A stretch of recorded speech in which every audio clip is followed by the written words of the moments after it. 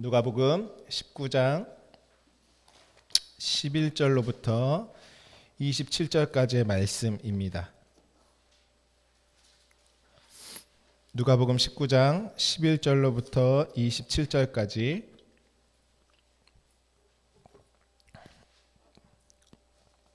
우리 한 목소리로 읽도록 하겠습니다. 시작. 그들이 이 말씀을 듣고 있을 때에 비유를 더하여 말씀하시니 이는 자기가 예루살렘에 가까이 오셨고 그들은 나라가 당장에 나타날 줄로 생각함이더라. 이르되 어떤 귀인이 왕위를 받아 가지고 오려고 먼 나라로 갈 때에 그 종 열을 불러 은화 10문화를 주며 이르되 내가 올 때까지 장사하라 하니라. 그런데 그 백성이 그를 미워하여 사자를 뒤로 보내어 이르되 우리는 이 사람이 우리의 왕됨을 원하지 아니하나이다 하였더라. 귀인이 왕위를 받아 가지고 돌아와서 은화를 준 종들이 각각 어떻게 장사하였는지 알고자 하여 그들을 부르니 그 첫째가 나와 이르되 주인이여 당신의 한 문화로 10문화를 남겼나이다. 주인이 이르되 잘하였다 착한 종이여 내가 지극히 작은 것에 충성하였으니 10고을 권세를 차지하라 하고 그 둘째가 와서 이르되 주인이여 당신의 한 문화로 5문화를 만들었나이다. 주인이 그에게도 이르되 너도 5고을을 차지하라 하고 또 한 사람이 와서 이르되 주인이여 보소서 당신의 한 문화가 여기 있나이다. 내가 수건으로 쌓아두었었나이다. 이는 당신이 엄한 사람인 것을 내가 무서워함이라. 당신은 두지 아니하는 것을 취하고 심지 않은 것을 거두나이다. 주인이 이르되 악한 종아 내가 내 말로 너를 심판하노니 너는 내가 두지 아니하는 것을 취하고 심지 않은 것을 거두는 엄한 사람인 줄로 알았느냐? 그러면 어찌하여 내 돈을 은행에 맡기지 아니하였느냐? 그리하였으면 내가 와서 그 이자와 함께 그 돈을 찾았으리라 하고 곁에 섰는 자들에게 이르되 그 한 문화를 빼앗아 10문화 있는 자에게 주라 하니 그들이 이르되 주여 그에게 이미 10문화가 있나이다. 주인이 이르되 내가 너희에게 말하노니 무릇 있는 자는 받겠고 없는 자는 그 있는 것도 빼앗기리라. 그리고 내가 왕됨을 원하지 아니하던 저 원수들을 이리로 끌어다가 내 앞에서 죽이라 하였느니라. 아멘.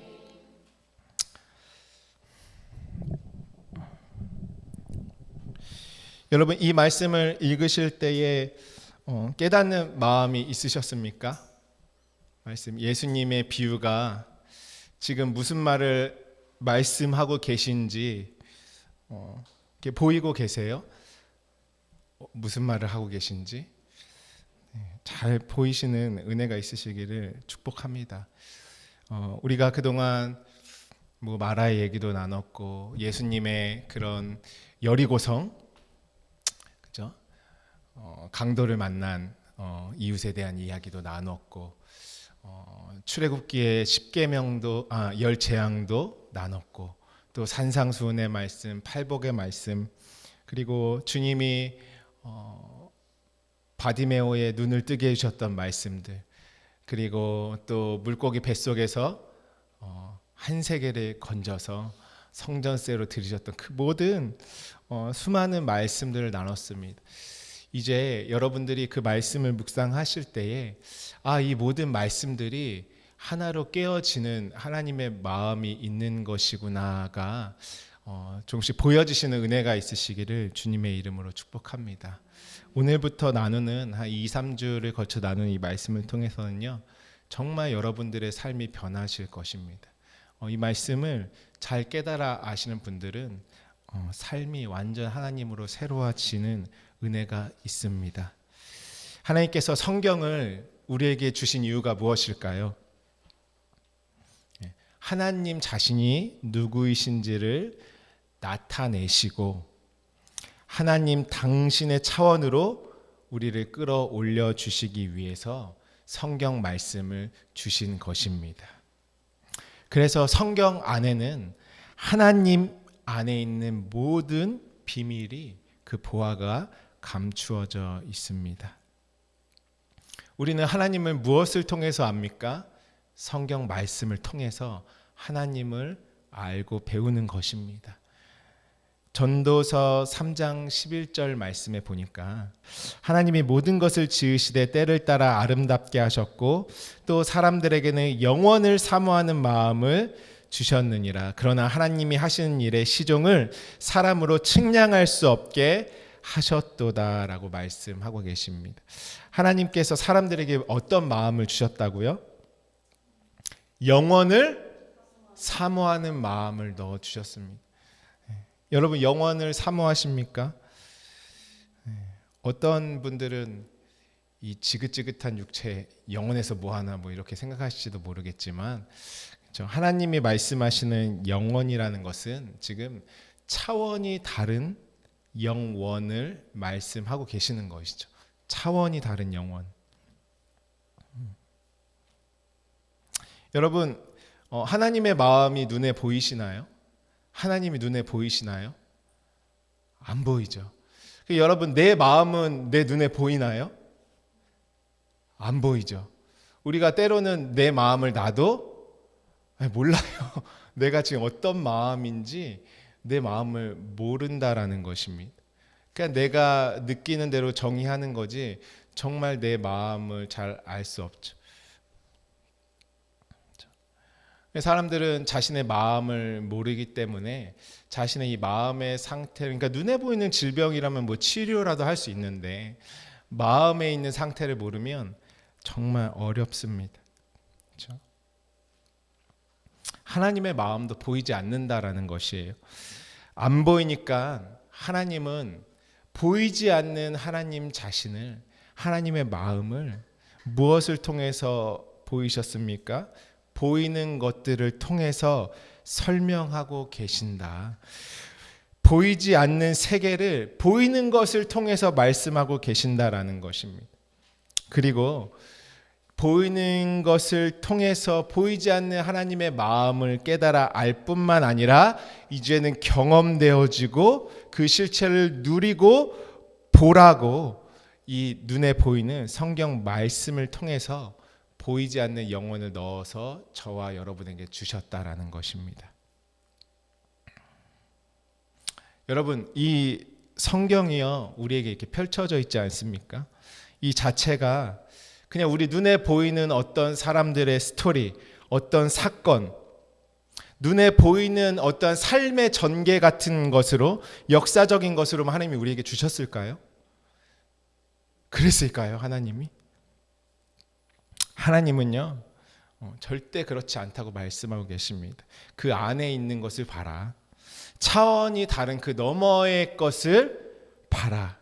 그것들을 통해서 눈에 보이는 모든 역사와 사건과 모든 스토리들을 통해서 자연들을 통해서 눈에 보이지 않는 차원이 다른 세계를 너에게 알려줄게 하시면서 말씀을 저와 여러분에게 주신 것입니다.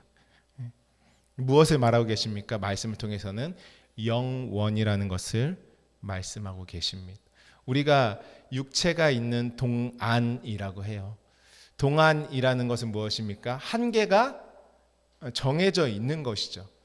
나라는 존재도 해 아래 새 것이 없는 것처럼 언젠가는 낡아지고 육체는 없어지고 소멸한다라는 것입니다. 우리가 눈에 보이는 나의 육체를 가지고 살아갈 동안에 하나님께서 주신 보이지 않는 영원한 것들을 어떻게 해야 될까요? 보고 알고 소유함으로써 우리는 영원이라는 것을 건네받을 수 있는 유일한 기회가 있는 것입니다. 그래서 말씀 안에는요 우리가 영원할 수 있는 것, 내가 영원히 거할 수 있는 곳을 하나님이 말씀해 주고 계십니다. 그러면 보이지 않는 내 마음의 상태도 무엇을 통해서 말씀하고 계실까요? 하나님의 말씀을 통해서 눈에 보이지 않는 내 마음의 모든 상태를 이 안에 설명해 놓으셨어요. 계시해 놓으셨죠. 창조의 이야기를 통해서, 아브라함, 이삭, 야곱을 통해서, 출애굽의 사건들을 통해서, 이방 민족과 역사와 어떤 악한 민족들을 통해서 무엇을 보게 하십니까? 하나님은 나의 마음의 상태를 성경 안에서 읽어나가게 하십니다. 그를 통해서 하나님의 마음에까지 이르러 하나님의 마음과 같아지게 하시는 것이 바로 우리에게 주는 구원의 역사입니다. 그러므로 이 말씀 안에 정말 하나님이 두신 영원이라는 그 진리와 씨앗이 담겨 있다면 우리 육체를 사는 이 동안에는 그 안에 우리의 모든 것을 걸어야 하지 않겠습니까? 정말 영원을 사모한다면.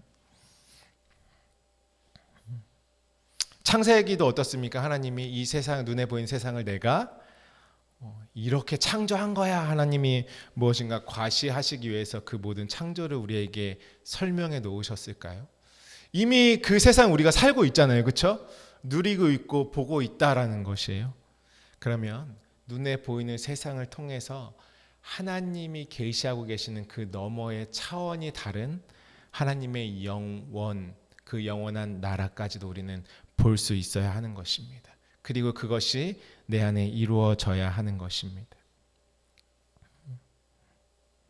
시편 19편 1절부터 4절 말씀 우리 함께 한번 읽어볼까요? 시작.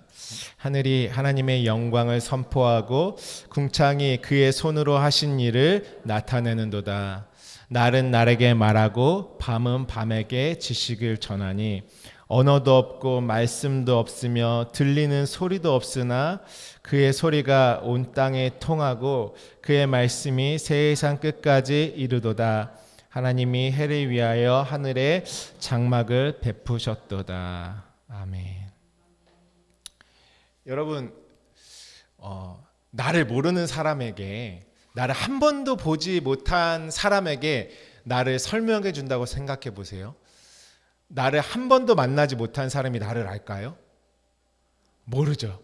근데 내가 그에게 글로써, 그림으로써 설명을 해야 되는 것이에요. 그 사람이 그것을 읽을 때 나에 대해서 어떻게 생각할까요? 한 번도 보지 못했으면? 자신이 경험했던 것을 비춰봐서 나라는 존재를 예상하겠죠. 그렇지만 나라는 사람을 아는 사람은 어떻습니까? 여러분, 여기 제가 이렇게 서 있는데요. 여러분이 저를 지금 글로써 알고 계세요? 저 사람은 말이야 이러면서 뭔가 뭐 그림으로써 저를 막 연구하시나요? 그냥 저를 아시죠? 내 존재를, 저의 존재를 그냥 여러분들이 알고 이해하고 그냥 그대로 그냥 무엇입니까? 마음과 마음이 통해서 나의 존재를 아는 것입니다. 말씀이라는 것은 여러분 원래 글이 아니에요. 원래 무엇입니까? 그림이 아니에요. 원래 소리도 아니에요. 무엇입니까? 그냥 뜻과 뜻이 통하는 것입니다.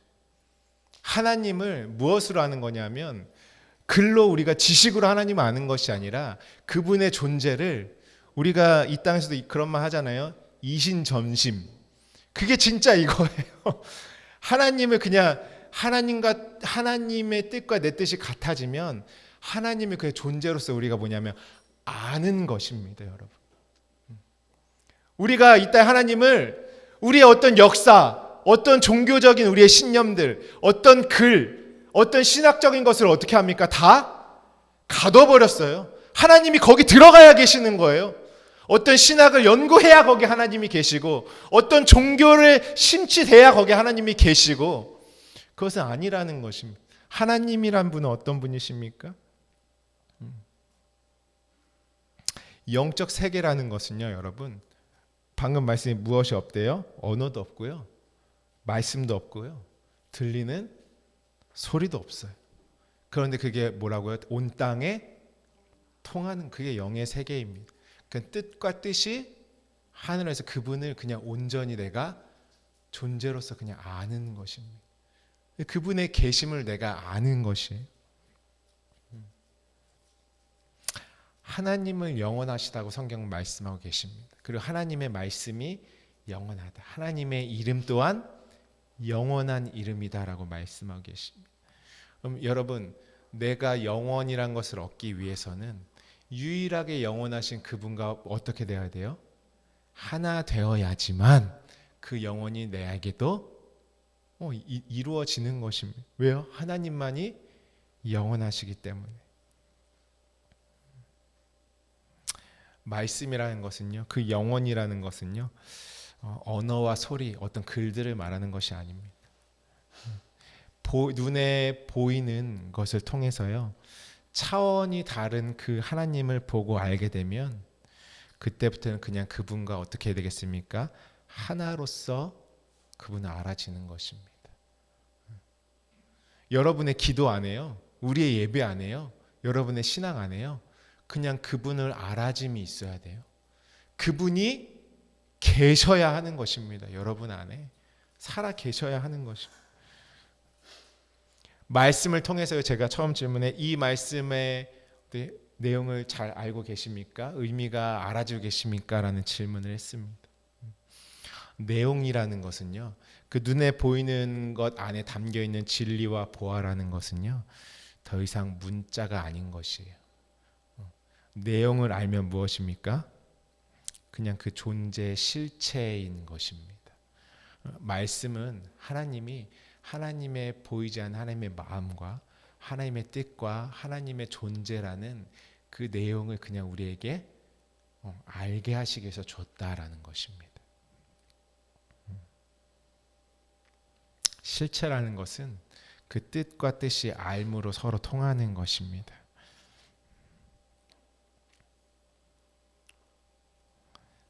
더 이상 글과 그림으로써 설명할 필요가 없는 것이, 우리 마음이 계속해서 하나님의 영원한 것을 받고 그분을 이해하고 말씀을 깨닫기 시작하면 어느 순간에 무엇입니까? 그분이 나와 하나됨을 내가 이 땅에 있을 때부터 그냥 아는 것입니다. 하나님이요, 천국이 있는 걸 믿어! 내가 나름대로 믿었어요. 나름대로 내 생각대로 하나님이 말씀하신 천국이 이거야 라고 믿었단 말이죠. 근데 나중에 그 천국 없으면 여러분 어떡하시겠습니까? 하나님이 있다 그래서 믿었는데 그 천국이 없으면 어떡하시겠어요? 내가 믿은 천국이? 생각해 보셨습니까? 여러분의 믿음을 무엇으로 확신하고 계십니까? 그렇기 때문에요, 여러분, 신앙생활이라는 것은요, 내가 육체로 있는 지금 하나님을 알아야 돼요. 하나님을 뜻과 마음과 마음으로 온전히 그분이 나를 알듯이 나도 그분을 알고 있어야 됩니다. 그리고 그분을 느껴야 돼요. 어떻게 해요? 내 눈에 보이는 세상보다, 내 현실보다 더 진하게, 더 확실하게 그 영적인 세계가 내 안에 완전히 하나 되어서 그 힘으로 나의 삶을 움직일 수 있을 정도로 그분과 친밀해지고 그분의 뜻 가운데 온전히 내가 하나 되어야 하는 것입니다. 하나님은 우리를 그 영원이라는 하나님의 세계로 인도하시기 위해서 먼저 무엇을 통해서 우리에게 역사하시는 줄 아십니까? 바로 우리에게 주어진 육체의 환경들을 통해 하나님을 찾고 부르짖게 하십니다. 하나님은 우리의 환경을, 그게 시작이에요. 영적인 세계로 넘어가기 위한 입문인 것입니다. 어쩌다가 우리 신앙생활 하다가요, 어쩌다가 그 영적인 세계의 그 능력이 순간 우리 삶에 한 번씩 훅 들어와서 뭐 치유도 경험하고 이적도 경험할 수 있어요. 그거는 무엇입니까? 잠깐이라는 것이에요. 왜? 그 영원이라는 호흡이 그냥 그분과 내가 하나 돼서 계속 지속되면 어떻겠습니까? 한 번씩 그 무엇인가를 끌어다가 내가 빌려 쓰는 것이 아니라 그 영원이라는 것이 나에게 계속 지속이라면, 하나님의 그 생명이 계속 지속이면 어떻겠습니까? 완전히 나를 묶는 것이 끊어지겠죠. 근데 하나님이 자신을 알게 해주시기 위해서 가장 첫 번째로 하시는 것이 무엇이냐 하면 육체에 보이는, 눈에 보이는 환경을 통해서 어떻게 해요? 부르짖게 하는 것입니다. 하나님으로 향하는 계기들이 마련되는 것이. 왜요? 우리는 눈에 보이는 세상이 전부인 줄로 살고 있었거든요. 그 안에 모든 내용과 하나님이 계시해 둔 것을 읽고 보지 못하는 소경들로 어두움으로 흑암으로 살고 있기 때문에 그렇습니다. 그래서 신명기 8장에 보시면 하나님이 무엇이라고 하시죠? 내가 너희를 광야에서 줄이게 했다. 목마르게 했다라고 말씀하시죠. 그러면서 너의 마음을 알고자 하여 줄이게 했다, 목마르게 했다라고 말씀하십니다. 누가요? 하나님께서 그렇게 하셨다라는 것이에요. 이스라엘 백성들이요, 애굽에서 살아갈 때 애굽에서 살다가 보니까 너무 힘든 거예요. 거기가 막 노예 생활, 여러분 상상도 안 되는 그 노예 생활과 압제와 모든 눌림들에 너무 괴롭고 힘든 것입니다. 이스라엘 백성들이 애굽에 있을 때, 그때에 이스라엘 백성들이 어떻게 했습니까? 하나님 앞에 부르짖었습니다. 하나님께 살려달라고 부르짖었다라는 것이에요. 그때 무엇이 시작됩니까? 하나님의 일이 시작되는 것이. 근데 하나님의 일이란 것은요, 처음부터 그들의 부르짖음을 하나님의 뜻 가운데 계획하시고 작정하셨기 때문에 그들의 부르짖음 안에는 하나님이 주고자 하시는 응답을 주시기 위해서 그들의 부르짖음을 허락하셨다라는 것입니다. 그것은 무엇이냐면 하나님이 그들의 부르짖음을 들으시고 하나님이 하셨던 건 무엇이에요? 약속을 기억하사 라고 말씀하고 계십니다. 그들에게 주신 약속을 하나님이 그들의 부르짖음을 통해서 기억하사, 그 약속이 이제 응하여지고 이루어지기지 하나님의 움직임이 시작되는 것이에요. 왜요? 그들이 하나님을 찾았거든요. 보이지 아니하시는 그분이 정말 계실지도 모른다라는 그들의 믿음 가운데 이제 하나님이란 분을 찾기 시작한 것이에요. 이 땅에서 편안하고 안락하고 잘 살 때는 하나님이 그들에게 필요하지 않았을 수 있죠. 근데 그들이 삶의 고난과 역경이 닥치니까 누구 찾기 시작합니까? 하나님을 찾고 부르짖기 시작하는 것입니다. 그때에 하나님의 역사가 시작되는 것이죠. 약속을 기억하사 내가 이제 이뤄내야겠다, 내가 나타내야겠다라고 하나님께서 움직이시는 것입니다. 어떻게 해요? 너 그렇게 힘들어서 못 살겠니? 그럼 이제 내가 해결해 줄게 말씀하시는 것이죠. 그때에 이스라엘 백성들이 애굽에서 부르짖을 때에 하나님이 준비해 두셨던 것은 무엇입니까? 모세를 준비해 놓으셨죠. 그들의 부르짖음의 응답으로 등장한 인물이 누구입니까? 모세예요. 그들의 부르짖음의 응답은 누구를 통해서 이루어집니까? 모세를 통해서 이루어지는 것이에요. 갑자기 하늘에서 그냥 불이 딱 떨어져가지고 싹 멸하고 우리만 썩 건져내면 좋겠는데, 하나님의 뜻과 계획과 언약을 이루시기 위한 부르짖음 가운데 하나님이 두신 사람이 누구냐라는 것입니다. 그들의 기도의 응답으로 모세인 것이죠. 모세를 준비시켜 놓으셨습니다. 하나님께서요.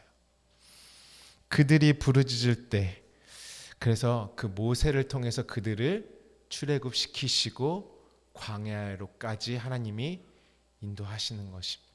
그래서 모세를 통해서 출애굽하고 광야로 인도함 받고 그곳에서 많은 일을 겪는 모든 것들이 어디에 들어 있습니까? 그들의 부르짖음에 대한 응답으로 들어 있는 것입니다. 여러분. 그것이 부르짖음의 응답인 것이죠.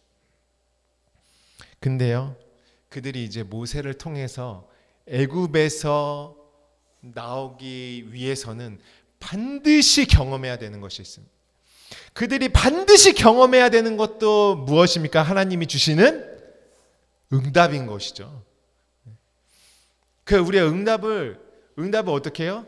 그 내 수준에서 내가 하나님이 이렇게 해주셨으면 좋겠어요로 우리가 응답도 내 마음에 정해놓고 기도한다니까요. 하나님 앞에 한 요렇게 딱 되면 좋을 것 같아요. 근데 하나님은 무엇하고 계세요? 애굽에서 나오려면 모세가 있어야 되고 그 다음에 무엇입니까? 열 재앙도 반드시 겪어야 돼요. 그 열 재앙의 끝에는 장자가 죽고 어린 양이 죽어야지만 그들의 부르짖음의 응답이 이루어지는 것입니다. 여러분, 여러분의 삶에 하나님의 응답이 보이시기를 주님의 이름으로 축복합니다. 네, 무엇으로 하나님이 응답해 주시는지 우리는 그 응답을 어디서 볼 수 있습니까? 말씀에 다 나와 있어요. 나에게 주실 응답들이 고스란히 이 말씀 가운데 다 기록되어 있다라는 것입니다. 그렇다면 열 재앙을 통해서 그들 안에 있던 마음의 모든 우상들이 다 어떻게 돼야 됩니까? 허물어져야 되는 것입니다. 근데 스스로 허물어질 수 없어요. 스스로 허물어질 수 없으니까 어린 양이 죽어야 돼. 장자들이, 그래서 우리 안에 있던 먼저 된 모든 장자들이 다 죽어야지 거기서 나올 수 있는 것입니다. 그것이 그들의 부르짖음의 응답으로 주신 하나님의 언약의 성취인 것입니다. 그래서 애굽에서는요, 우리의 애굽 같은 우리의 삶의 부르짖음에서는 반드시 열 재앙을 알아야 되고 그 다음에 유월절을 선물로 받아야지만 나올 수 있는 것입니다. 그것이 하나님이 주시는 부르짖음의 응답인 것입니다. 그들에게 또 부르짖음의 응답으로 주신 것이 무엇입니까? 홍해를 건너서 광야로 들어가는 것도 부르짖음에 주신 응답이었습니다. 광야 미드바를 여러분 잘 아시죠? 말씀이 있는 곳으로. 하나님의 응답은 무엇으로 주십니까? 영원하신 하나님의 계시해 놓으신 말씀을 통해서 하나님의 응답이 영원에서 눈에 보이는 세계로 건너오는 것입니다.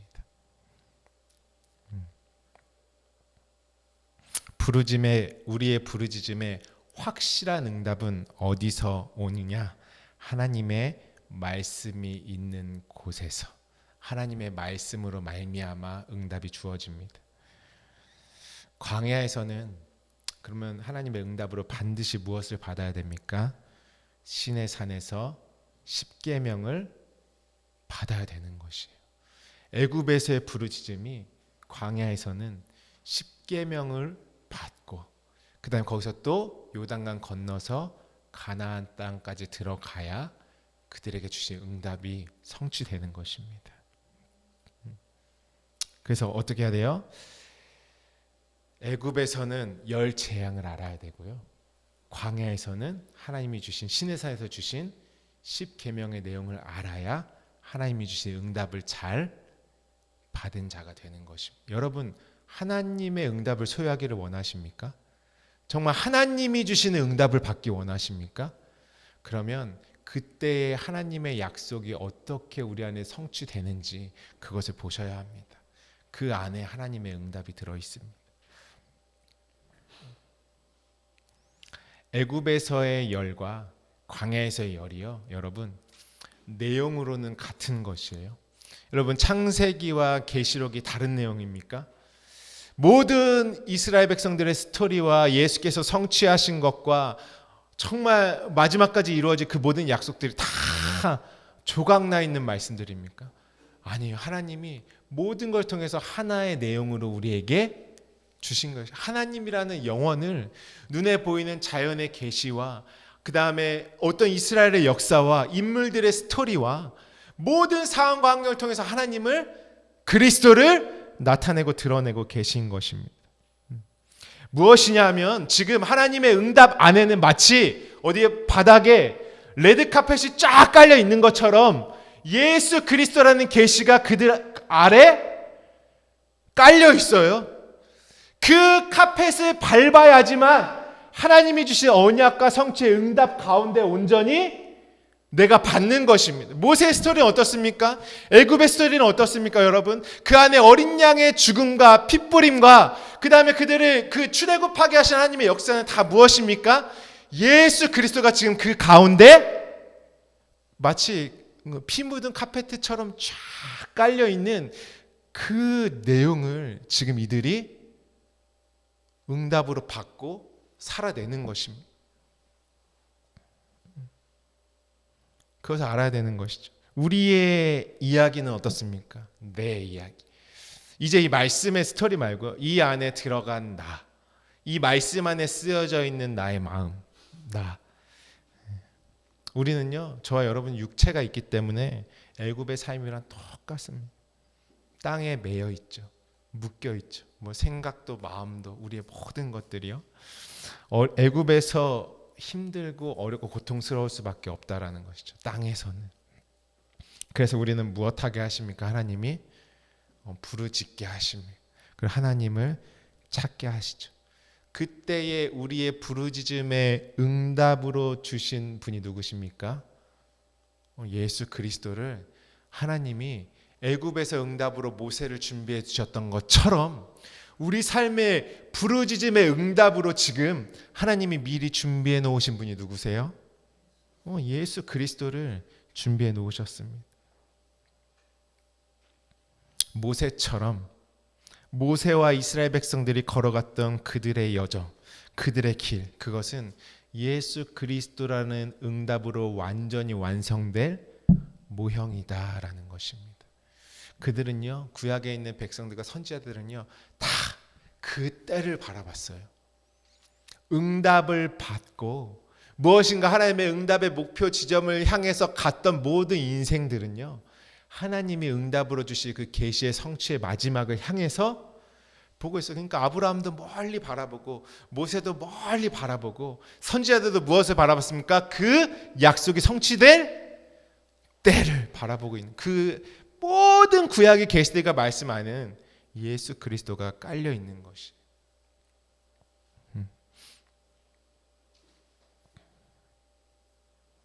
애굽에서의 상태는요, 여러분, 내가 나를 알지 못하는 나의 마음의 생태를 그대로 드러내시는 것입니다.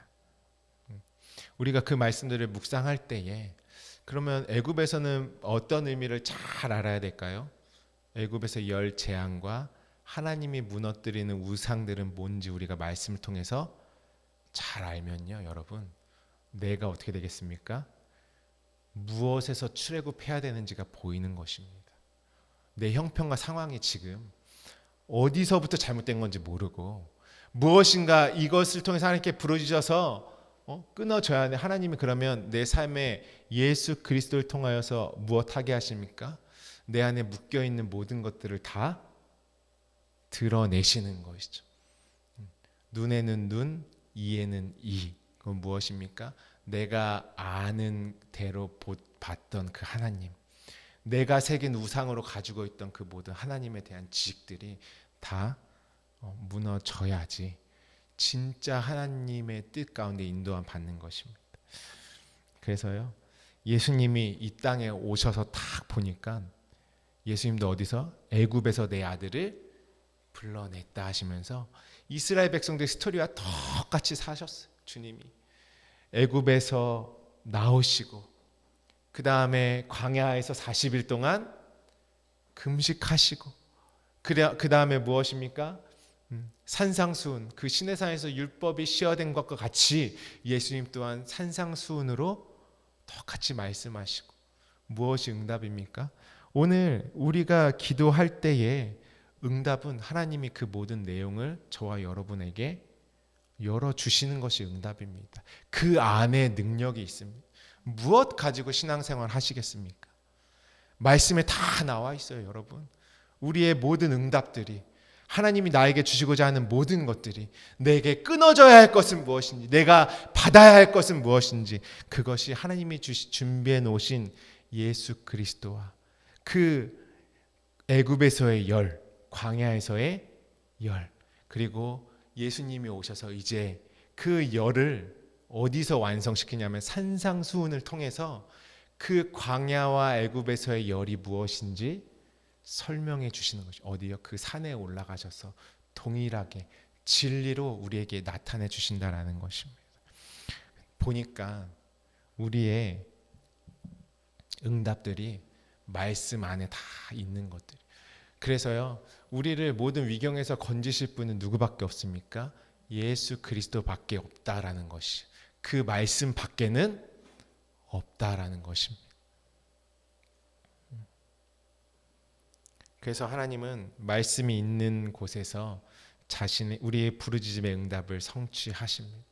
그러니까 응답받기 원하시면 정말 하나님의 뜻 가운데로 인도함 받으시는 은혜가 있으시기를 주님의 이름으로 축복합니다. 하나님이 무엇으로 응답하시는지 말씀이 열어지시는 체험들이 있으시기를 주님의 이름으로 축복합니다. 우리는 허무한 곳에서 하나님의 응답을 찾는 자들이 아닙니다. 하나님의 응답은 정말 말씀을 통해서 우리에게 온다라는 것이요. 창세기에 보니까 하나님의 신이 어디에 운행하신다고요? 수면 위에. 수면은 무엇입니까? 저 우주병 너머 어디입니까? 아니에요, 여러분. 수면은 말씀을 뜻하는 것이에요. 하나님의 영은 말씀 위에 운행하시는 분이세요. 성령의 능력을 경험하고 싶은 사람들은 어디에서 성령의 능력을 경험합니까? 말씀이 있는 곳에서 하나님이 역사하시는 것입니다. 귀신은 어디로 다닌다고요? 물 없는 곳으로 다닌다고요. 귀신은 말씀이 없는 곳으로 다니는 것이 귀신의 역사인 것입니다. 어디에 성령의 역사가 있습니까? 말씀이 있는 곳. 여러분, 정말 성령의 역사하심의 응답을 소유하시기를 원하십니까? 말씀을 통해서 응답받으시기를 주님의 이름으로 축복합니다. 그 하나님이 주시는 응답의 차원은요, 이 말씀 안에 있다라는 것입니다. 그러므로 우리의 신앙생활은 말씀으로 하는 것입니다. 응답도 말씀으로 받는 것입니다. 나의 마음도 말씀 안에서 읽어내는 것입니다. 우리가 어떠한 이적과 능력과 정말 신비한 체험이 있다 하더라도 그 무엇으로 분별하는 것입니까? 말씀으로 분별하는 것입니다. 오늘 본문 말씀 다시 가보시면 누가복음 19장 말씀 보시면 11절에 그들이 이 말씀을 듣고 있을 때 비유를 더하여 말씀하시니 이는 자기가 예루살렘에 가까이 오셨고 그들은 하나님의 나라가 당장에 나타날 줄로 생각함이더라. 여러분, 하나님의 나라가 당장에 나타났으면 좋겠죠. 어떻게 해요? 부르짖으면 당장에 가나안으로 바로 들어갔으면 좋겠죠. 우리가 기도하면 당장에 하늘의 것으로 막 응답이 왔으면 좋겠죠. 그러면 무엇입니까? 주님이 당장에 하나님의 나라가 임할 것으로 나름대로 믿고 있는 자들에게 지금 하시는 말씀의 의미가 무엇인지, 응답이 무엇인지를 알아야지 빨리빨리 우리가 어떻게 되겠습니까? 그러니까 하나님의 마음에 있는 응답의 뜻과 내 마음이 같으면 그때부터는 뭐예요? 응답이 직통으로 오겠죠. 그렇죠? 근데 하나님 마음에는 이르지 못한 내 마음, 그냥 하나님이 뭐예요? 당장에 하나님의 약속의 과정 없이 무엇인가 당장의 것 이러면 어떻게 됩니까? 하나님의 마음을 알 때까지 하나님 우리를 어떻게 해요? 그들이 광야에서 40년 동안 어떻게 했어요? 계속 돌아다녔어요. 첫 번째 세대들을 다 털어버릴 때까지 여전히 당장에 임할 그 당장의 목마름, 당장의 이 입에 내 배에 넣을 거, 애굽의 양식 추구하는 자들이 다 없어질 때까지 돌아다니는 것이에요. 그러한 내가 끝날 때까지. 끝나면 어떻게 했어요? 응답은 하나님이랑 내가 이제 내가 막 글로 아는 것이 아니라 어떤 막 공부로 막 그런 것이 아니라 그냥 그분의 존재로 모든 말씀이 내 안에 깨달아짐으로 들어와 있는 자는 그냥 하나님과 내가 하나로서 모든 응답을 이루는 자가 되는 것입니다. 그때 여러분, 오늘 그러한 자들에게 주님이 비유로 말씀하고 계십니다. 12절에 이르시되 어떤 기인이 왕위를 받아가지고 오려고 먼 나라로 갈 때에, 누구입니까? 이 기인이 왕위를 받아가지고 먼 나라로 가시는 분, 예수님 지금 자기 말씀하고 계신 것이에요. 자신을. 그 종 열을 불러 은하 열 문화를 주며 이르되 내가 돌아올 때까지 무엇하라고요? 장사하라. 종 10명을 불렀어요. 그 10문화를 줬어요. 그럼 한 사람당 몇 문화씩 줬게 해요? 그렇죠? 한 사람당 한 문화씩을 맡기신 것입니다. 저와 여러분에게 하나님이 맡기신 게 무엇이에요? 그분이 왕위를 받아가지고 오시는데 그 왕위를 받아가시는 오심의 내용으로서 우리에게 주신 것이 뭐냐면 저와 여러분에게 한 문화씩을 맡겨두신 거예요. 문화는 무엇입니까? 하나님의 약속이 바로 문화입니다. 하나님의 말씀. 하나님이 우리에게 무엇을, 이스라엘 백성들에게 하나님이 맡기신 것이 무엇이죠? 하나님의 말씀을 맡은 자들이잖아요. 하나님의 종들에게 하나님이 맡기신 것은 무엇입니까? 말씀을 맡기셨죠. 혼인잔치에서 그 물을 떠서 가져갈 종들에게 맡기신 것이 무엇입니까? 생명의 말씀을 그들에게 맡기신 거예요. 사도들에게 맡기신 것이 무엇입니까? 말씀. 오늘날 교회들에게 맡기신 것이 무엇입니까? 하나님의 약속과 말씀. 그것들이 종들에게 맡기신 한 문화다라는 것이에요. 하나씩 공평하지 않습니까? 하나님의 약속은 누구에게는 더 많이 줘. 좀 마음에 드니까. 누구에게는 조금만. 그것이 아니라 모두에게 한 문화씩 공평하게 하나님이 주셨다라는 것입니다. 그것이 눈에 보이는 것으로 지금 설명하고 계실 때는 뭘로 설명하고 계신 거예요?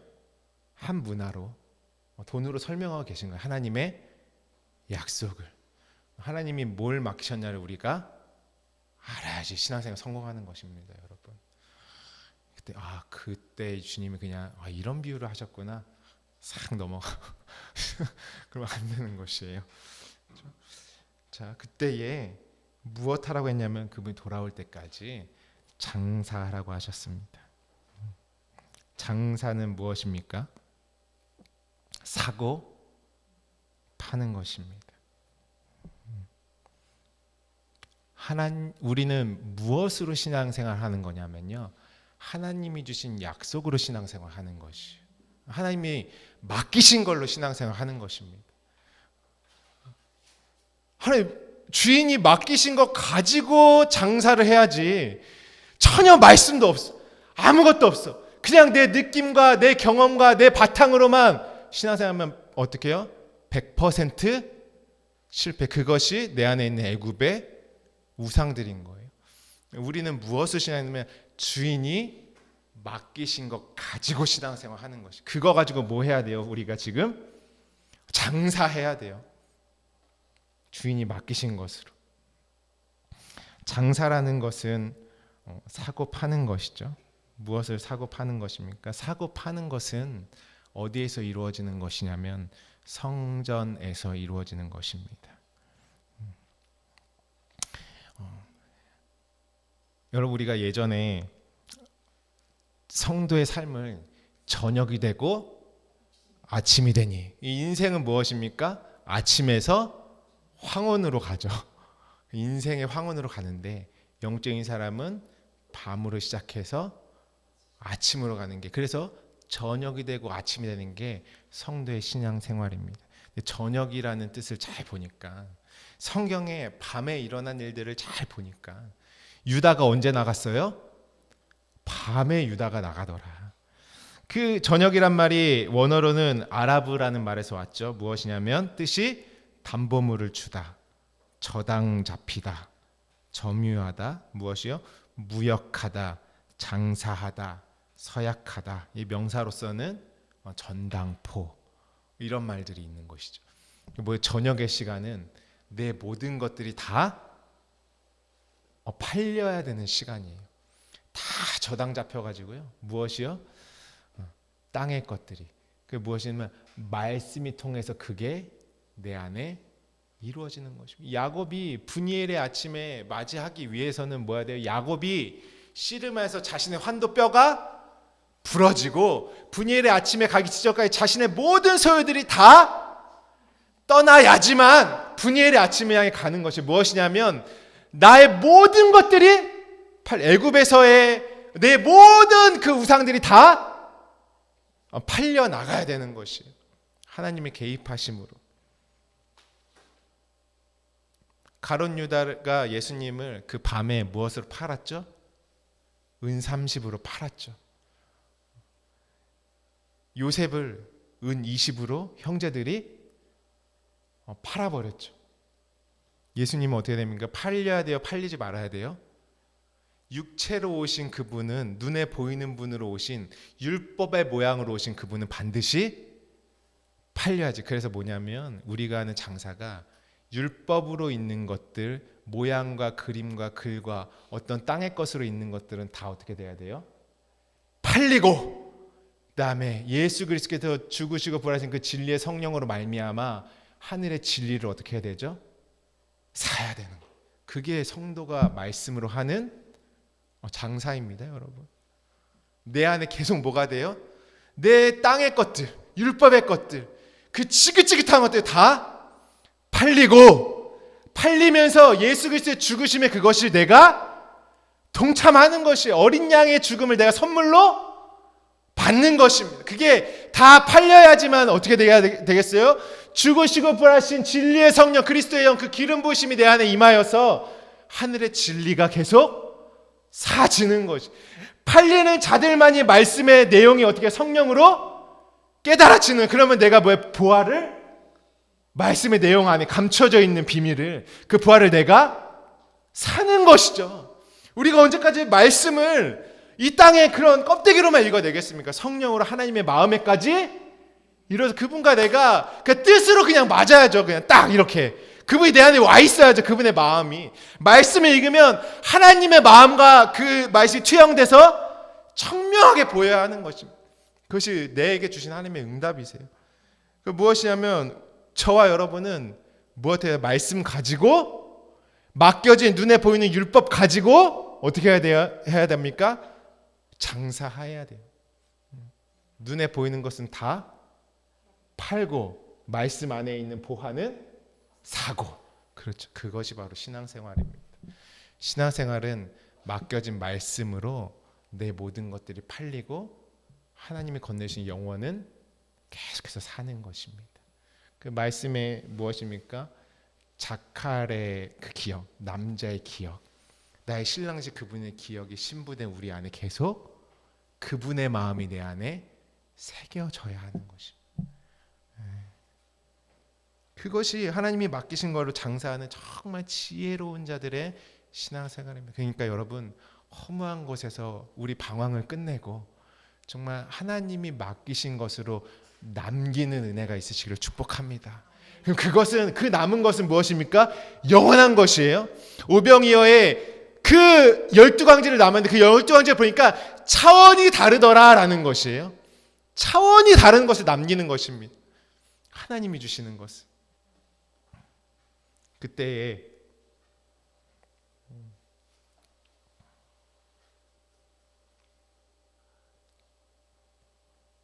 주인이 오시기 전까지 장사를 잘 해야겠죠.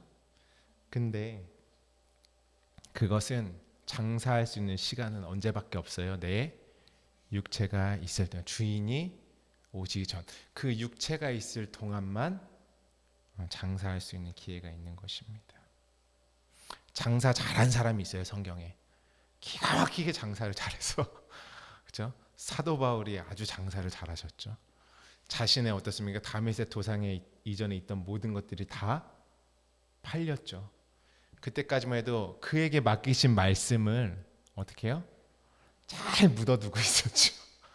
땅의 계명으로. 근데 다메섹 도상에 예수 그리스도의 영광이 그의 눈을 밝히시니까 땅의 눈을 다 팔리고 하늘의 눈이 열어주시니까 하늘의 것을 사는 장사를 하더라. 영원한 진리와 생명을 남기더라. 그 더 이상 율법의 어떠한 행위가 아니라 생명 진리를 증거하는 자로 완전히 그의 인생이 바뀌더라라는 것입니다. 율법 성전으로 있는 땅의 성전, 땅의 계명들, 땅의 행위들, 모양으로 있는 것들이 다 팔리고 하나님의 것으로 온전히 받아서 그 안에 내용과 진리로 만들어진 자, 광야에서 완전히 창조함을 입은 자가 바로 바울입니다. 그 요한입니다. 베드로입니다.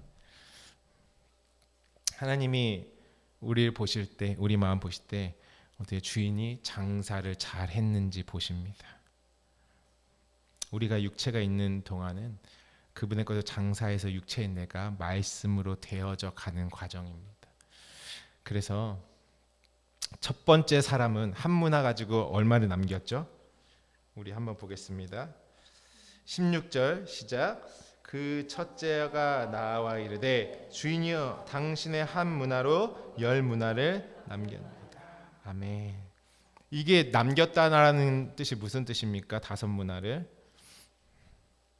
10문화를 아까 우리 계속 말했죠? 애굽에서 나오려면 뭘 알아야 된다고요? 10재앙을 알아야 돼요. 광야에서 나올 진짜 가나안 들어가려면 반드시 거쳐야 될 응답이 뭐예요? 10을 알아야 돼요. 그 10 안에 뭐가 들어있어요? 하나님의 말씀과 하나님이 우리를 구원하시고자 하는 모든 뜻이 내용으로 다 들어가 있어요. 그러니까 구약의 모든 말씀을 통해서 율법의 그 조항들을 통해서 이제는 눈에 보이는 거예요. 무엇이 무너져야 되고 무엇이 내 안에 이루어져야 되는지를 깨달았어요. 그래서 내 육체의 삶의 고통의 응답이 예수 그리스도라는 그 완성으로 오니까 애굽에서 나가기 위해서 내 안에 겪는 것이 무엇입니까? 10재앙과 예수 그리스도의 십자가의 선물의 모든 내용이 깨달아지는 것이, 그리고 그 십계명이 율법의 조항으로 더 이상 보이는 것이 아니라 그 안에 들어있는 하나님의 진의와 뜻이 보이는 자가 되더라. 그게 뭐냐면 한 문화 약속 받아서 그의 인생 가운데 응답으로 그 10이라는 것을 깨달아 안자가 된 것입니다. 저와 여러분이 하나님의 창세기서부터 약속하는 창조를 입기 위해서는 무엇이 필요합니까? 먼저 애굽에서 흑암에서 나오는 것부터 시작이죠. 그렇죠? 빛이 비추니까 어둠에서 내가 빛으로 나오기 시작하는 것이지 않습니까? 그 흑암과 어둠의 상징으로 역사로부터 보여준 것이 어디입니까? 소도미요 바벨이요 애굽이다. 그것이 구약에서만 끝납니까? 아니요. 계시록의 마지막 완성 때도 영적인 실체로 계속 말씀하고 있는 것이 바벨이요 소돔이요 애굽으로 말씀하고 있는 것입니다.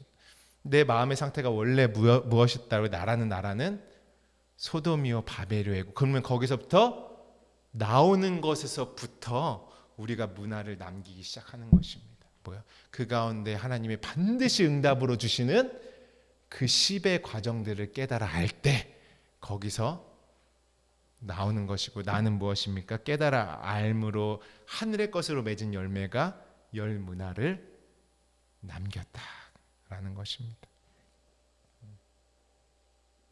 그래서 주님이 무엇이라고 말씀하시냐면 10고을을 다스리는 권세를 주셨습니다. 이제 네가 알았구나. 이제 그곳을 점령했구나. 그 지경을 완전히 발로 밟았구나. 우리의 삶은 어떻게 합니까? 삶이 하나님의 약속으로 말미암아 증인들의 발 아래 있어야죠. 그 10고을을 내가 진리의 말씀을 깨달음으로 다스려 버리는 것입니다. 둘째 사람은 그러므로 한 문화의 약속 가지고 10개를 알아서 그분과 하나됨을 남겼더라. 주님이 그 말씀 하고 계신 것이죠. 그러면 당장 하나님의 나라가 나타나야 되는데 과정으로 뭐예요? 맡기신 하나의 문화로 10문화를 남겨야 그에게 하나님의 나라가 임하는 것입니다. 또 갑니다. 두 번째 사람까지 하고 오늘 마치겠습니다. 두 번째 사람 한 문화 가지고 뭘 남겼습니까? 5문화를 남겼어요. 그 무슨 뜻입니까? 10을 그 10이라는 계명을 하나님께서 예수님께서 산상수훈을 통해서 살인하지 마, 간음하지 마, 도둑질하지 마, 내 이웃을 내 몸같이 사랑해, 이런 뒤에 돌판 뒤에 5계명을 진리로 설명해 주셨죠. 그러므로 진짜 성취는 어디서부터 옵니까? 산상수훈의 예수님의 말씀, 진짜 내가 있는 광야에서 산에 올라가 그분이 올라오시라 하는 곳에서 봤더니 하나님이 구약에 있는 모든 예언을 예수께서 진리로 설명해 주신 그 5을 어떻게 해야 됩니까? 결국에는 10재앙이나 10계명이나 예수께서 산상수훈에서 말씀하신 그 광야의 말씀이 내용으로 보면 다 무엇입니까? 같은 것이. 내 상태에 따라 어떻게 다 다르게 경험되겠죠. 내용으로 보니까 진리의 모든 말씀이 호지하는 옷, 그 하나의 말씀으로 다 같은 거. 내가 청명하게 들여다보고 있는 것이. 그래서 10문화 받은 자나 열 문화 남긴 자나 다섯 문화 남긴 자나 내용으로는 무엇입니까? 진리 안에서 똑같이 남긴 거예요. 그의 신앙이 말씀 받아가지고. 그래서 다섯의 말씀을 주신 그것을 가지고 구약의 모든 것을 깨달아 알고 살인하지 마부터 나오는 주님의 약속을 우리가 그래서 무엇했습니까? 제가 10계명 10장 나갔죠. 잘 생각 안 나시면 나중에 또 올려드릴게요. 그래서 제가 먼저 한 거죠. 그리고 산상수훈, 살인하지 마, 더 이상 희생제사 하지 마. 그 율법에 있는 모든 것들, 하나님의 것으로 율법의 남편 가운데 간음하고 있는 것들, 하나님의 자리. 탐심이 무엇입니까? 내 의로 내가 주님이 번제단에 누우셔야 되잖아요. 근데 내 의로 있는 사람은 뭐 하겠다는 거예요? 지금 내가 생으로 거기 내가 올라 하나님의 자리에 무엇이에요? 내가 도둑질하고 탐심하는 것이죠. 그 말씀에 우리 영적 상태의 산상순의 진리를 깨달아 알았더니 이 사람은 무엇을 남겼습니까? 다섯 문화를 남겼습니다. 그리고 너도 다섯 고을을 자제해라 라고 주님이 말씀하시는 것입니다. 정말 하나님의 나라를 사모하는, 영원을 사모하는 마음을 두신 자들이 이 땅에서 영원을 사모하기 때문에 무엇해요? 부르짖을 수밖에 없어요. 하나님이 그렇게 하셨거든요. 근데 하나님이 응답을 주는 거 딱 보니까 말씀을 맡기시고 그 언약을 이루는 것으로 응답하시는 것입니다. 그러면 우리의 신앙생활은 하나님이 나에게 주신 것으로, 종에게 맡기신 것으로, 무엇이요? 말씀, 성경, 언약, 이것을 읽으면서 진리로 내 안에 계속 무엇해야 됩니까? 남기는. 그래서 주님이 주시는 땅을 기업으로 받는 그 팔복의 사람들로 나와야 하는 것입니다. 다음 주부터 우리 셋째 사람은 도대체 왜 수건에 싸서 감춰놨을까 궁금하시죠? 다음 주부터 계속해서 나누도록 하겠습니다. 여러분, 하나님의 응답의 차원을 잘 보시는 은혜가 있으시길 축복합니다. 말씀에요, 우리의 영혼이라는 것이 다 주어져 있어요. 어떻게 해요? 내가 남기면 그 안에 있는 것들. 오늘 말씀 통해서요, 여러분, 하나님이 맡기신 것으로 이 땅에 사는 동안 정말 유익한 장사가 이루어지도록 기도했으면 좋겠습니다. 주님, 끊임없이 나의 것들은 팔리고 당신의 것을 사는 은혜가 있도록 도와주시옵소서. 그 하늘의 차원으로 오는 응답들을 소유하기를 간절히 바라고 사모합니다. 누가 충성된 자입니까? 맡기신 것을 잘 사고 파는 자들이 무엇을? 말씀 안에서. 우리가 눈에 보이는 거 아무리 쫓아서, 물론 그것들이 이루어진 자들의 열매는 될 수 있습니다. 교회를 세우고 우리가 어떤 아름다운 이 땅의 일들을 해나가는, 그런데 먼저 선행돼야 할 정말 하나님의 충성된 일은 무엇입니까? 맡기신 말씀으로 잘 사고 팔아서 영혼을 내 안에 남기는 것입니다. 그분과 하나 되는 것입니다. 그것이 우리의 신앙의 여정입니다. 하나님, 정말 말씀을 통해 주신 것들을 통해서 영원한 것을 남기는 자가 되게 하여 주시옵소서. 영원을 받아낼 수 있는 그릇이 되게 하여 주시옵소서. 그리고요, 여러분, 내 앞에 어떠한 일이 닥쳤을 때 이제부터는 그 말씀의 영원, 내가 남긴 것으로 해결하는 것입니다. 더 이상 남긴 자들은 열장이 쓸모 있어요, 없어요? 없어요. 거기를 건너왔기 때문에. 그래서 육체의 삶에 재앙과 같은 일이 닥쳐도 그에게는 해당이 안 되는 것입니다. 이미 남겼기 때문에. 내가 남기지 못했기 때문에 여전히 애굽에서 재앙과 쓴뿌리들이 나를 괴롭힌다라는 것입니다. 진리의 말씀을 깨닫는 마음으로 남기는 것은요, 저와 여러분에게 영원한 해방, 무엇이 우리를 자유케 합니까? 진리가 너희를 자유케 하리라 라고 말씀하셨다라는 것입니다. 말씀의 남김이 우리를 실로 자유케 하는 자리로 이끄십니다. 그것은 진리입니다. 내 앞에 어떠한 일 하세요? 주님, 말씀의 영원으로 해결하게 하여 주시옵소서. 그 하나하나 바뀌는 그 영혼의 체험이, 그 호흡이 커지고 그 경험들이 내 안에 가득 차서 그 자체로 내 존재가 되게 하여 주시옵소서. 더 이상 하나님을 존재로 아는 자, 그분을 청명하게 기도할 때 그냥 그분이 내 안에 말씀으로 계심이 느껴지는 은혜가 있으시길 축복합니다. 오늘 주신 말씀 붙들고 이 시간 기도하며 나아가도록 하겠습니다. 기도합니다. 하나님 아버지 감사합니다.